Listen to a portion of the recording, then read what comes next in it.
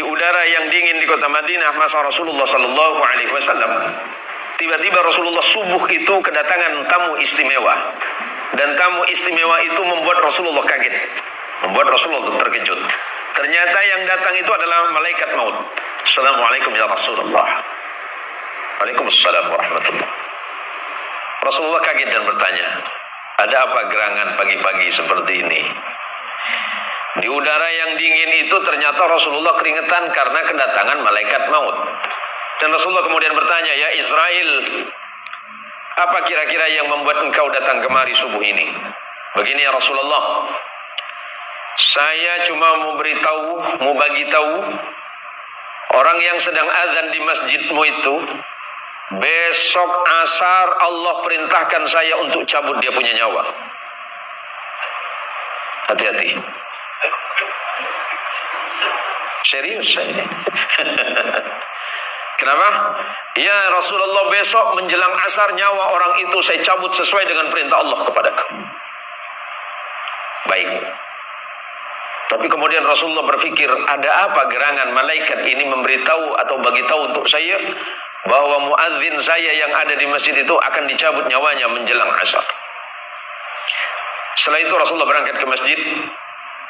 Sesampainya di masjid, orang pertama kali yang dilihat Rasulullah adalah yang azan tadi.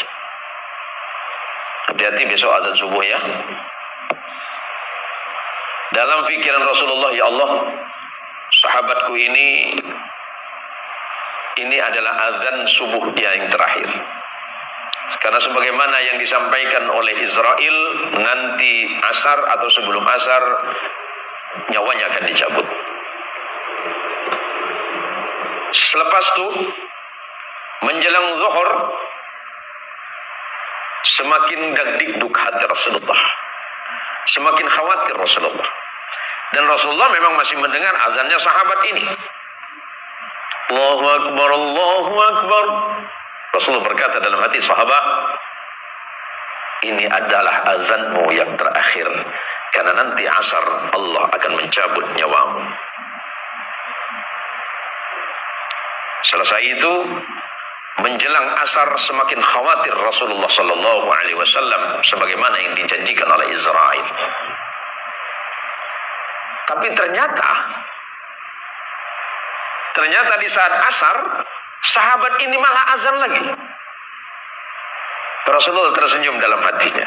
Waduh, gimana Israel ini? Kan tidak mungkin ada malaikat bohong. Tapi kenapa berita yang dia sampaikan berbeda dengan kenyataannya? Tapi Rasulullah tidak menggubris itu. Sampai kemudian ternyata asar orang itu azan lagi, sahabat itu azan lagi, lega hati Rasulullah. Selepas sholat asar kemudian Rasulullah memanggil Israel, ya Israel, datanglah kemari. Datang Israel, ya Rasulullah, labbaik wa sa'adaik. Ada apa ya Rasulullah? Atas dulimu saya datang. Begini Israel, tadi subuh engkau bercerita kepadaku bahwa muadzinku yang ada di masjid itu akan kau cabut nyawanya menjelang salat asar. Tapi ternyata tadi barusan salat asar dia azan lagi. Ada apa itu? Ya Rasulullah, saya tidak bermaksud membohongi Anda ya Rasulullah.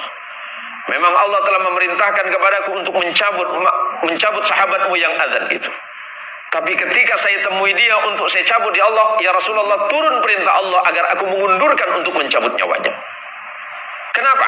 Karena barusan sebelum berangkat ke masjid, dia sedang bersilaturahim ke tetangganya.